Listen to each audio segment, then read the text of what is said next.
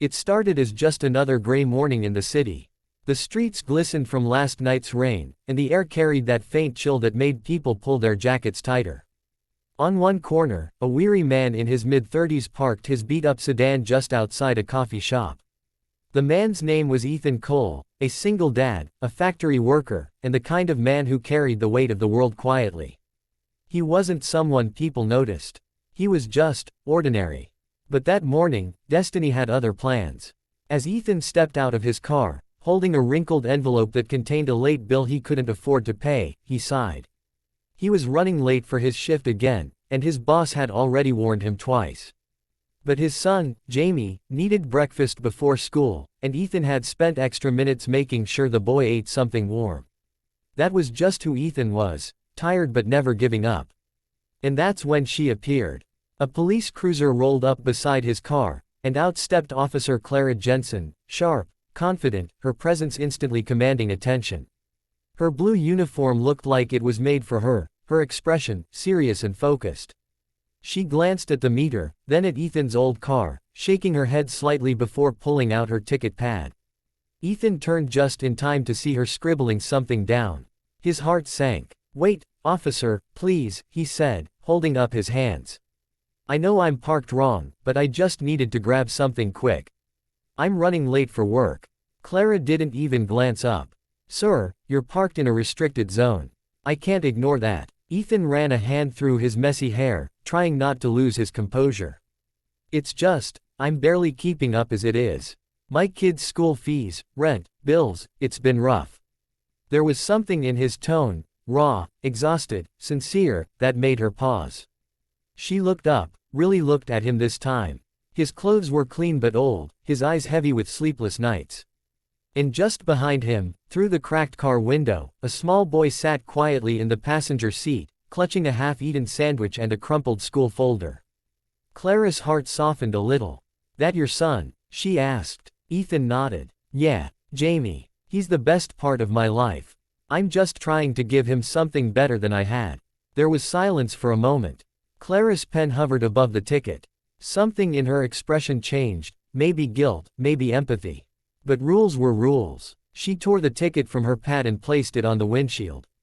Ethan didn't argue. He just sighed and said quietly, "Thank you, officer. I know you're just doing your job." He turned to leave, but her voice stopped him. "Sir." He looked back. She hesitated, then smiled faintly. "If you weren't married," she trailed off, realizing how that sounded, but her tone softened into something genuine. "I'd say there's something about you that people overlook. Don't give up, okay?" Ethan blinked, caught off guard. "Married? Oh, no, my wife passed away 3 years ago." The words hit her like a wave. I'm sorry," she said quickly, her voice lowering. "It's okay," Ethan replied quietly. "She was my best friend. But my son needs me to keep going. So that's what I do." Something in that moment shifted between them, a brief spark of understanding that neither could explain. That small encounter stayed with Clara for days. She found herself thinking about the tired man with kind eyes and a heart too big for his circumstances. Maybe it was the way he didn't curse or plead. Maybe it was how gently he looked at his son, even when life was falling apart. She didn't know why, but she felt compelled to check on him. A week later, she saw the same old sedan again, this time broken down on the side of the road. She pulled over without thinking. Ethan was there, pushing the car with his son trying to help from inside. "Still breaking the law," she called jokingly as she got out. He laughed, surprised. "Guess my luck hasn't improved much." "Let me help," she said, rolling up her sleeves. Together they pushed the car to the curb, both out of breath and laughing by the end of it. Jamie grinned from the window, waving at her. That afternoon, Clara drove them both to a nearby diner for lunch. It was supposed to be a quick favor, but it turned into a 2-hour conversation filled with laughter, honesty, and quiet moments that neither wanted to end. Ethan told her about how he'd lost his wife in an accident, how he'd promised her he'd raise Jamie to be kind no matter what. Clara shared how she joined the force after losing her brother, also a cop, in the line of duty. Two broken people, trying to stay strong in a world that rarely noticed their pain. As months passed, Clara became a regular presence in their lives, helping Jamie with school projects, dropping by after shifts, sometimes just sitting quietly with Ethan while the boy slept. The line between duty and care blurred, replaced by something beautiful and real. But not everyone understood. Some officers whispered. Some neighbors judged. Clara had to choose between what looked right and what felt right. Ethan, too, struggled, afraid to let someone in again, afraid of losing more. One evening, Jamie fell sick, really sick. Ethan panicked, rushing him to the hospital. Bills stacked up, his job threatened him for missing another shift, and Ethan broke down in the waiting room. That's when Clara walked in, still in her uniform, sitting beside him silently.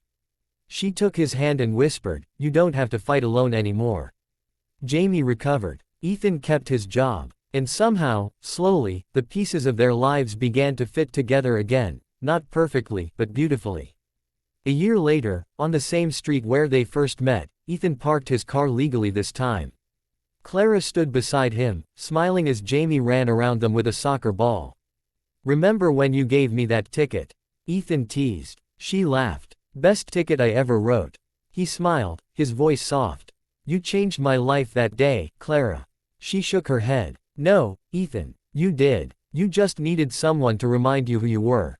And as the sun dipped below the city skyline, they stood there, a once broken man, a kind-hearted officer, and a little boy who finally had a family again.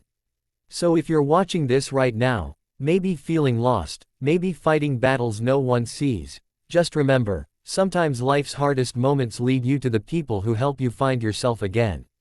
Don't give up.